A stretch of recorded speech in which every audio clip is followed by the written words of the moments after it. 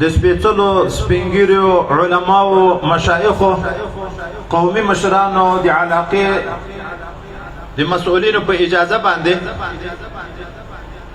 ډېر تفصیل به ان شاء الله نکوم خو د وخت د ارزښت په نامه حیثیت باندې چې موږ باید د خپل ځان د نجات د فتنو په دور کې کوم لار غوره کو چې خدای پاک موږ د فتنو نه بچ کړي او الله تعالی مو د خپل رحمت اهل وګرځي. مسلمانانو ورونو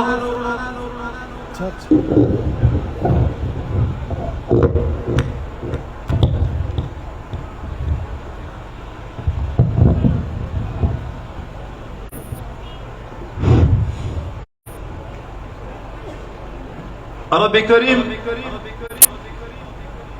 په ټولو کتابوں کی بہترین کتاب قرآن عظیم شان موږ تاسو ته نصیب کړی. په دې قرآن عظیم شان کې عظیم ترین سورت فاتحه مبارکه چې موږ تاسو نر او ښځه کنکی او غټ په هر رکعت کې په لمانځه کې سورت فاتحه مبارکه وایو چې د ټول قرآن عظیم شان اجمالی نقشه په دې صورت کې پرته ده. دغه صورت ته تعلیم المسأله ویل کېږي.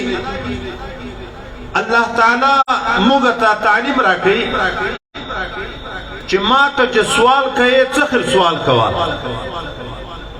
د ټول صورت متعلق خبره خو ډېره اوږدېږي. دا ما چې کوم آیاتونه اخرني تلاوت کړ دغه متعلق کېږي. الله تعالی مقتوی چې ما ته دا سوال کوه اے د ما بنده چې اهدنا الصراط المستقیم. اے رب کریمه موږ ته وښیې هغه ډېره برابره مستقیمه لار. بیا د دې نه بدل کې الله تعالی خپله وروستني جملې مبارکې وایي صراط الذين انعمت عليهم. یا الله لیار دی هغه کسانو راوښیې چې تا په هغه باندې خپل خصوصي نعمتونه کړي دي. او ورسره بیا وایي غیر المغضوب عليهم ولا الضالين.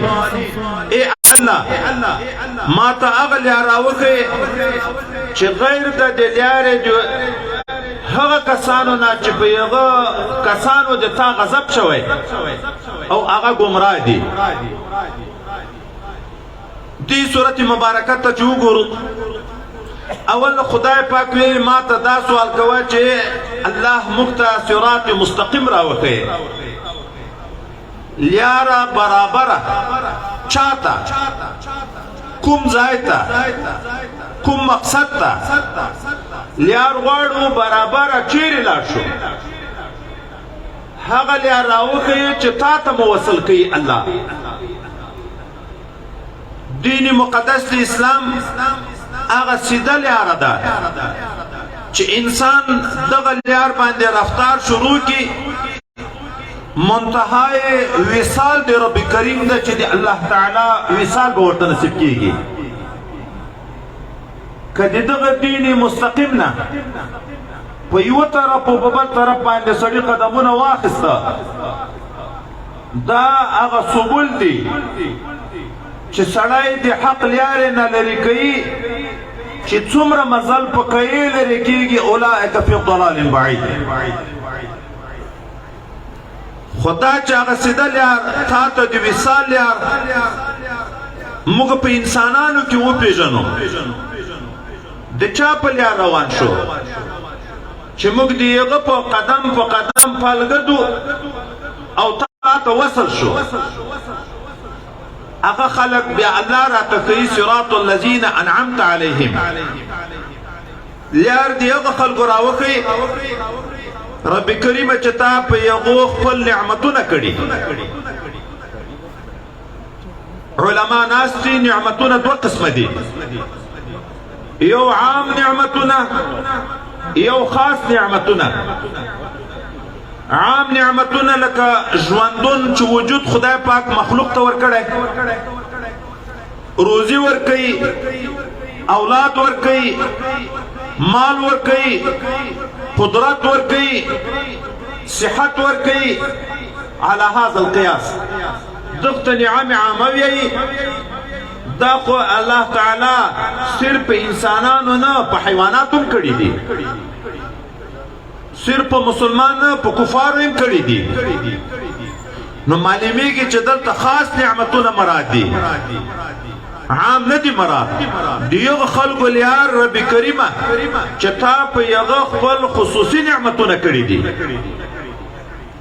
دا خلق څوک دي قرآن يفسر بعضه بعضا بل سورة مباركة كرازي أولئك مع الذين أنعم الله عليهم من النبيين والصديقين والشهداء والصالحين